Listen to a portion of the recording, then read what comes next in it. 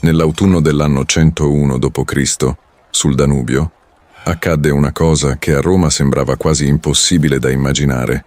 Soldati abituati a vincere cominciarono a guardarsi le braccia ferite con un'espressione che nelle fonti ufficiali compare raramente, perché non è una parola militare e nemmeno una virtù romana. Era paura, non quella confusa delle reclute, ma quella compatta, asciutta, quasi offensiva, che prova un veterano quando capisce che una regola su cui ha costruito tutta la propria sopravvivenza non vale più. C'era un'arma al centro di tutto questo, una curva di ferro che i romani non avevano mai visto prima e che li avrebbe costretti a riscrivere, nel mezzo di una guerra attiva, le proprie regole di sopravvivenza. Alla fine di questo racconto capirete esattamente cosa fece quella curva al più grande esercito del mondo antico e perché l'uomo che la usava contro Roma finì per essere ricordato anche dai soldati che lo stavano cacciando. Per secoli il legionario romano aveva creduto a una certezza materiale, semplice, fisica. Il grande scutum regge. Regge l'urto, regge il colpo, regge il caos. Poi arrivarono i Daci e in poche settimane quella certezza si aprì come legno sotto ferro curvo.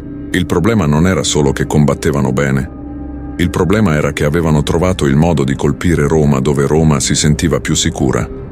Traiano era appena entrato nella grande impresa della Dacia, con la fiducia di chi portava sulle spalle una macchina militare che aveva schiacciato regni, assorbito popoli, costretto province intere a imparare l'obbedienza. Dall'altra parte del fiume, però, non c'era un avversario improvvisato.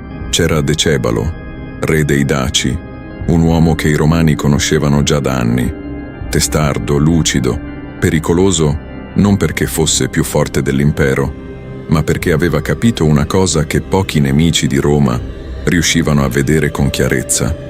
La legione non era invincibile, era un sistema. E ogni sistema, se studi abbastanza a lungo, ha un punto di attrito, un gesto prevedibile, un riflesso che si ripete. Decebalo aveva passato anni tra trattative, guerre, pause armate e osservazione. Non guardava Roma come si guarda una tempesta. La guardava come si guarda una macchina che si può smontare pezzo per pezzo. I Daci non erano un popolo periferico perso nel margine della storia. Vivevano in un territorio duro, ricco di montagne, foreste, miniere d'oro e fortezze costruite in altezza. Le loro roccaforti non nascevano per impressionare, ma per resistere. La geografia era già una complice, sentieri stretti, alture, accessi controllabili, visuali lunghe. La guerra lì non si faceva nel modo più comodo per i romani. E questo contava. Contava quasi quanto quella curva di ferro che sarebbe entrata nella memoria romana più di qualunque discorso celebrativo. La falx dacica non era elegante. Non era costruita per il duello pulito. Aveva una lama incurvata verso il basso, capace di agganciarsi, di calare dall'alto, di superare la superficie dello scudo e cercare il corpo dietro la protezione. Nelle prime fasi della campagna i medici militari romani si trovarono davanti ferite che non seguivano il tracciato abituale di lancia o spada. Erano tagli discendenti, profondi, spesso diretti verso il braccio che reggeva lo scudo o verso la parte superiore del corpo. Non era il tipo di colpo che il legionario si aspettava di dover assorbire in quel modo. E qui sta già il primo rovesciamento che quasi nessuno racconta davvero. Non fu la forza dei Daci a spaventare Roma. Fu la forma di una lama. Immagina cosa significava per un soldato esperto. Hai marciato in Britannia, sul Reno. In province lontane ti sei abituato a credere che la disciplina romana compensi sempre tutto. Poi ti trovi davanti un'arma che non rispetta l'alfabeto del tuo addestramento. Il primo uomo della linea alza lo scudo come ha fatto 100 volte. E il colpo, invece di fermarsi, scende, aggancia, lacera. I compagni vedono il sangue dove non dovrebbe esserci. Non serve una disfatta per incrinare la sicurezza, basta una ripetizione. 2, 3, 10 episodi simili, e l'idea comincia a correre più veloce del ferro. Forse questa volta la protezione non basta. È lì che la guerra entra davvero dentro il corpo della legione, non solo con i morti, ma con il dubbio. Roma, come quasi sempre, reagì in modo pratico. Gli ingegneri e gli ufficiali non costruivano teorie per consolare le truppe, cambiavano ciò che poteva essere cambiato. La risposta fu la manica, una difesa articolata per il braccio destro, costruita con segmenti sovrapposti di ferro e cuoio che permettevano movimento pieno senza rinunciare alla protezione. Non su tutti, non ovunque, ma proprio dove il contatto con la falx lo rendeva necessario. La colonna traiana, pur essendo un monumento celebrativo, conserva anche dettagli che aiutano a capire la trasformazione. In quelle immagini scolpite la guerra compare non solo come propaganda della vittoria, ma come archivio involontario del momento in cui Roma fu costretta a riconoscere una vulnerabilità. Nelle scene anteriori alle battaglie daciche, i legionari non hanno la manica. In quelle della campagna ce l'hanno. È un passaggio enorme, quasi umiliante se lo si guarda con gli occhi di un impero che ha fatto della superiorità tecnica e morale una parte della propria identità. In 500 anni di storia militare, nessun nemico aveva mai costretto Roma a modificare la propria armatura standard nel mezzo di una guerra in corso. La falx lo fece in settimane. E quello che successe dopo, la tregua, l'inganno, la seconda guerra, e quella morte nelle montagne che lasciò muti i soldati romani, è la parte che di solito viene raccontata come vittoria, ma non lo era del tutto, e tra poco capirete perché. La prima guerra dacica si concluse formalmente nel 102. Roma impose condizioni dure. Decebalo doveva consegnare armi, smantellare fortificazioni, allontanare disertori, accettare supervisione. Sulla carta era una vittoria romana. Nella sostanza si rivelò un'altra cosa, una pausa concessa a un avversario intelligente. Decebalo firmò, rispettò il teatro della sottomissione pubblica, lasciò che i romani si convincessero di aver messo ordine. Il punto è che lui non stava guadagnando tempo per piegarsi, lo stava comprando per prepararsi meglio. E questo in fondo è il tratto che rende la sua figura così scomoda per la memoria romana. Non fu solo valoroso, fu lucido. Gli ingegneri inviati da Roma come supervisori erano tra i migliori tecnici del mondo antico. Sapevano come si costruisce una difesa in pendenza, come si dirigono acque e rifornimenti, come si rafforza una posizione in montagna, come si organizzano accessi e linee di avvistamento. Decebalo li lasciò entrare, osservare, muoversi. Apparentemente stava collaborando, in realtà stava assorbendo. Nel periodo di pace tra il 102 e il 105, Sarmizegetusa Regia e altre strutture dacie mostrano attività edilizia intensa, riorganizzazione, miglioramenti, sistemi più efficienti. La capitale dacica cominciò a trasformarsi in una fortezza capace di resistere più a lungo, meglio preparata, più ragionata. È difficile non vedere qui il rovesciamento più bruciante di tutta la prima fase della guerra. Roma aveva vinto e nello stesso gesto aveva insegnato al nemico come diventare più difficile da abbattere. C'è un dettaglio che spesso passa inosservato, ma vale più di tante frasi solenni. Decebalo non reagì come un ribelle disperato. Aspettò, riorganizzò, studiò, fece quello che fanno gli avversari più pericolosi, quelli che non cercano vendetta rapida ma una seconda occasione costruita con pazienza. Quando tornò a colpire nel 105, stava dimostrando che la pace romana, se imposta alla persona sbagliata, può diventare il laboratorio del prossimo conflitto. A Roma questa lezione costò cara, perché costrinse Traiano a capire che la seconda campagna non sarebbe stata una spedizione punitiva. Sarebbe stata una resa dei conti totale. Nel blocco successivo c'è il momento in cui tutto si stringe, il più grande sforzo militare di Traiano, l'assedio di Sarmizegetusa, la fuga di Decebalo e quella fine nelle montagne che fece fermare, senza ordine, i soldati romani più duri dell'impero. Quando Traiano tornò in Dacia nel 105, non portò con sé l'aria di chi va a chiudere una pratica sospesa. Portò il peso di un impero che non voleva più correre il rischio di dover imparare 2 volte la stessa lezione. La seconda guerra dacica nacque da questo. Non da una semplice rappresaglia, ma dalla decisione di eliminare il problema alla radice. Le cifre tramandate dalle fonti e ricostruite dagli storici parlano di uno sforzo enorme, uno dei più grandi concentrati di forza mai impiegati da Roma in una singola campagna. C'erano legioni, truppe ausiliarie provenienti da molte province, cavalleria specializzata, ingegneri, logistici, uomini capaci di trasformare lo spazio in un'arma. E c'era anche un nome che in pochi conoscono, ma che pesa quanto tutti gli altri messi insieme. Apollodoro di Damasco, l'architetto siriano che aveva già ridisegnato il modo in cui Roma costruiva ponti e strutture militari in territorio nemico, chiamato da Traiano non per celebrare la vittoria, ma per renderla fisicamente possibile. Fu lui a progettare il grande ponte permanente sul Danubio, l'infrastruttura senza la quale una campagna definitiva in Dacia sarebbe rimasta solo un'intenzione. In quel mondo la guerra non era solo il momento della collisione tra due linee di combattenti. Era strade, ponti, acquedotti, magazzini, pendenze, flussi di grano, distanze, acqua. I romani lo sapevano meglio di chiunque altro. Roma avanzava come un potere che non separava mai costruzione e distruzione. Apriva vie per portare uomini dove servivano e portava uomini dove servivano per chiudere vie agli altri. La Dacia, che fino a poco prima aveva costretto l'impero a rivedere armature e sicurezza, si ritrovò a fronteggiare la versione più lucida della risposta romana. Niente orgoglio ferito, niente precipitazione, solo pressione continua e metodo.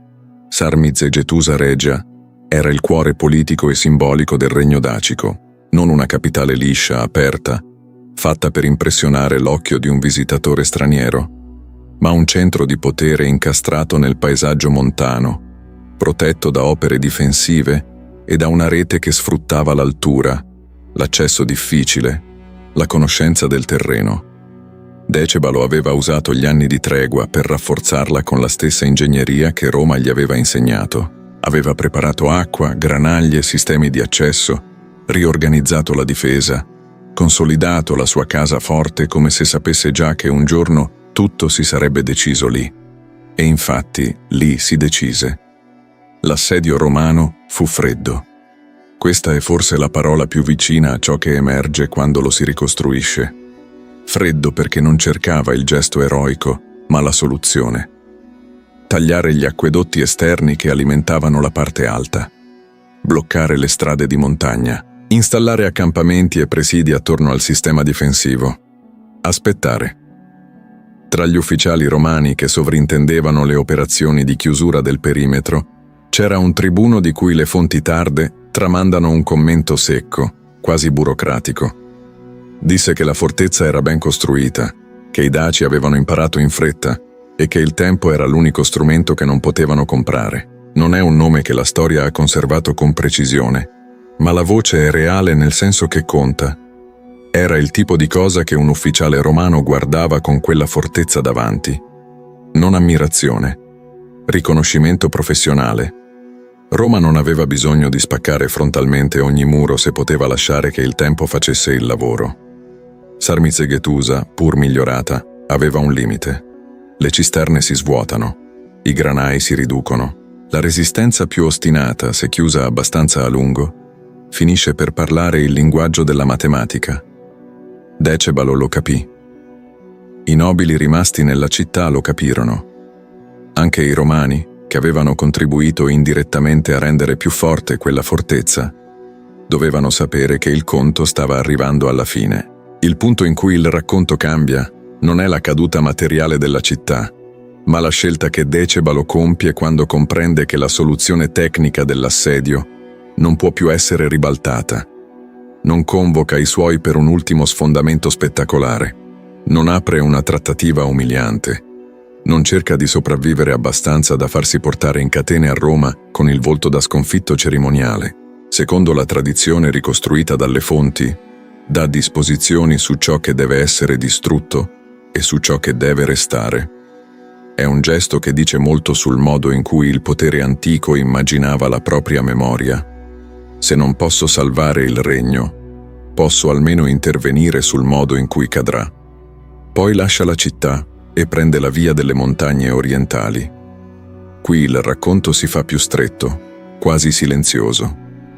Non ci sono masse in movimento, non ci sono linee di scudi, non ci sono trombe o discorsi. C'è un re in fuga con un piccolo seguito e c'è un distaccamento di cavalleria romana che lo insegue.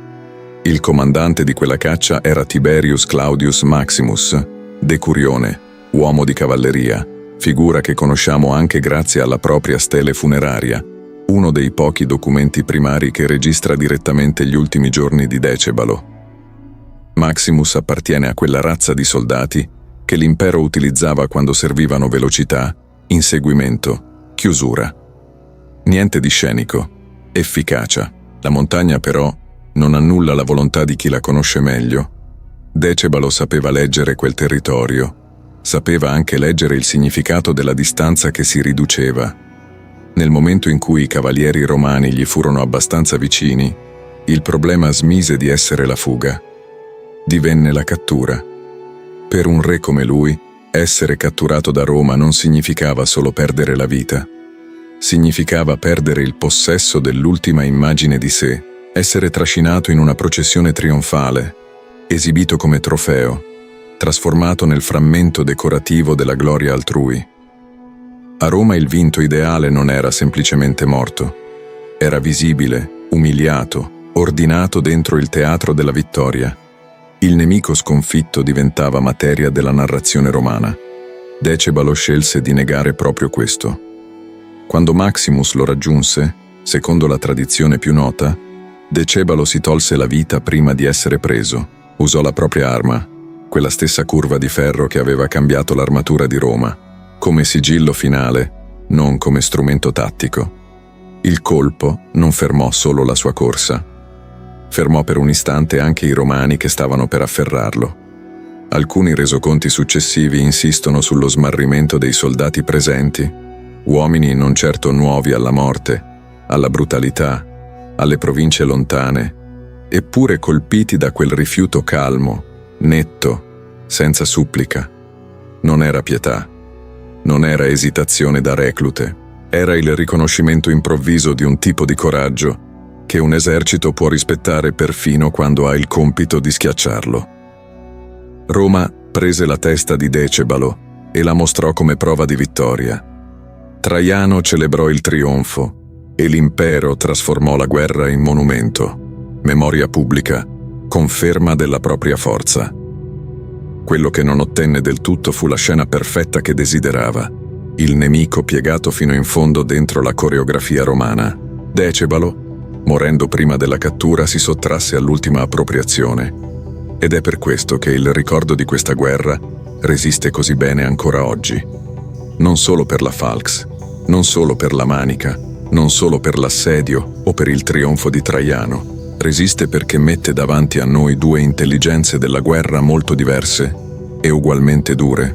Quella di Roma, che corregge i propri errori e torna più pesante, e quella di Decebalo, che studia l'impero, ne impara i riflessi, ne usa il sapere e rifiuta infine di consegnargli anche quella curva di ferro con cui tutto era cominciato. Se sei arrivato fin qui, scrivimi nei commenti qual è il momento che ti è rimasto davvero addosso. La paura dei legionari davanti alla Falx, il modo in cui Decebalo trasformò la tregua in preparazione, oppure quell'istante finale nelle montagne. Mi interessa leggerlo sul serio perché spesso nei commenti nascono intuizioni che allargano la storia più di quanto faccia un copione. E se conosci un'altra vicenda del mondo antico che meriterebbe lo stesso trattamento, raccontamela qui sotto. Leggo tutto, e alcune delle prossime storie nascono esattamente così. Iscriverti al canale non è un gesto automatico da fine video. È un modo molto semplice per restare dentro questo viaggio insieme e ti aspetto nei prossimi capitoli.